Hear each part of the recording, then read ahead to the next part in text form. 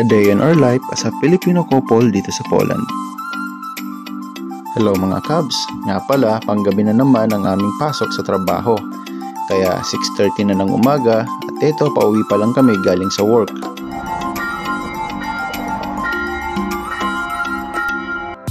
Pero dumaan muna kami sa supermarket dahil naubos na ang aming stock. At tamang-tama para ma-share ko na rin sa inyo kung magkano ang budget namin sa pang-grocery ng mga basic needs namin every week. Nga pala mga Cubs, dito kami madalas namimili sa Lidl, isa sa mga kilalang supermarket dito sa Europe. Dito kasi madalas may mga nakasale at meron din silang mobile app na ginagamit ng mga loyal na customer para makakuha ng discount. Minsan may 10 zloty, 20 zloty na rebate. Maliit na halaga lang pero para sa ating mga OFW, malaking bagay na rin ito para makatipid. Madalas namin binibili dito ay mga gulay, manok, itlog, mga pampalasa tulad ng bawang, sibuyas, luya.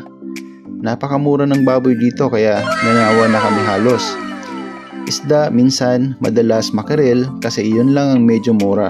Kuha tayo ng pakpak kasi yung dungo ko mahilig sa fried chicken. At yung mga pangmabilisan lutuin tulad ng hotdog, noodles, mga dilata. At syempre, di mawawala ang bigas kasi rice is life sa ating mga Pilipino. Di rin mawawala ang mga tinapay at biscuit. Malaking bagay kasi to lalo na sa trabaho. Tapos may nakita kaming dates. Namiss tuloy namin sa Saudi. Dito sa Poland, basta marunong ka lang mag-budget ng pera, makakaipon ka naman talaga. Kahit 8 hours a day at 5 days a week lang pasok mo sa trabaho. At ang kagandahan nga dito kasi every year nag-i-increase sila ng salary. Alam nyo ba sa unang taon ko dito way back year 2022, 16 zloty per hour lang ang minimum wage net salary ko dito.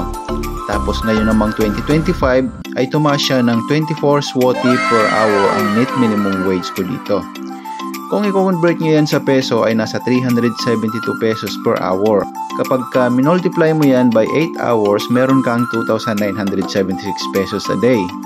Times 22 days, para sa isang buwan ay 65,472 pesos ang pwede mong kitain sa loob ng isang buwan. That's pretty good. Tax na po yan except sa house rent at daily expenses of living mo dito. Kung gusto nyo malaman ang cost of living per person dito sa Poland, comment lang kayo at gagawa natin yan ng another video. Every weeks pala, nasa 200 zloty ang budget namin sa grocery or nasa 3,100 naman sa peso. Kasama na dyan yung ibang mga needs tulad ng shampoo, body soap at iba pa. So yun lang po mga Cubs, maraming salamat sa panonood at kita-kita po ulit tayo sa mga susunod pang video.